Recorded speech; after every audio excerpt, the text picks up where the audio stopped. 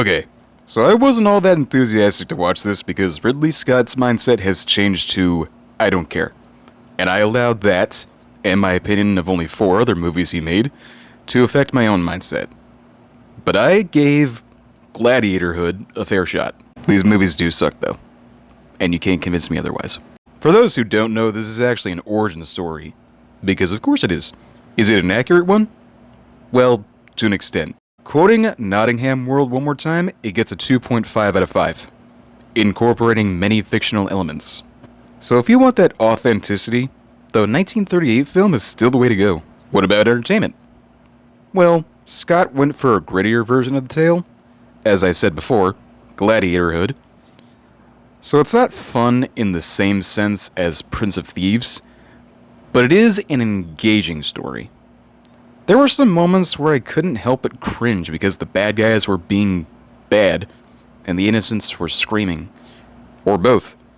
You really feel bad for them, and you want justice to be served. The main villain this time isn't actually anyone you might know. It's Godfrey, played by Mark Strong. I don't remember much about his goal, or even what his rank was. Could be a captain, or whatever, for all I care. But Godfrey is intimidating and cruel. And I think that's all he needed to be. Prince John is here too, but his role is only slightly bigger than it was in the TV film. This time, played by Oscar Isaac, who plays it similar to the sheriff from Prince of Thieves, minus the humor.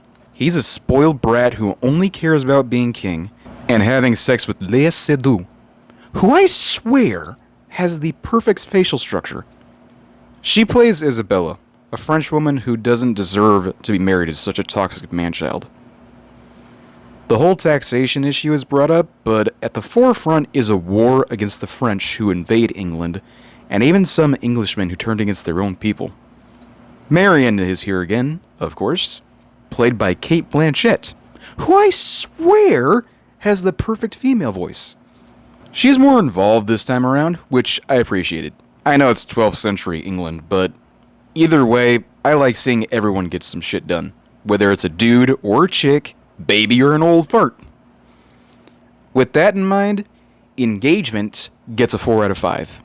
And then there's the big man himself, Russell Crowe, playing Russell Crowe, while wearing a hood.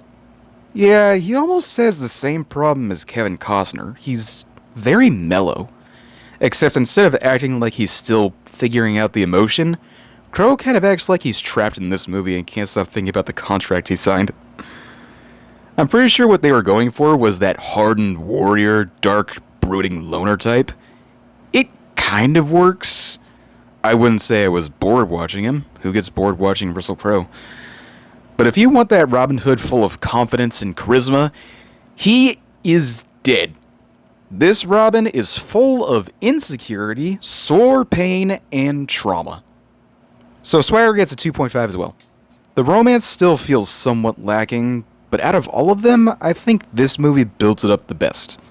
It's not just 'cause she's pretty, or he's so handsome. That may work for fairy tales, but this time, there's more to it. They don't end up liking each other just because they have nice asses, but because of their personalities. After all that, I'm pretty wiped out. We've had some fun, killed a few soldiers, climbed up a couple trees, and I gotta say, I think I've gained a new appreciation for the Robin Hood story. I always liked the animated film from Disney, but I was never really interested in seeing others because I didn't really care about archers. Yeah, Link uses a bow, but he's mainly a swordsman, which is more my style. But you know what? Archers are cool. Next time I see you, I think I'll talk about a little anime I've been watching.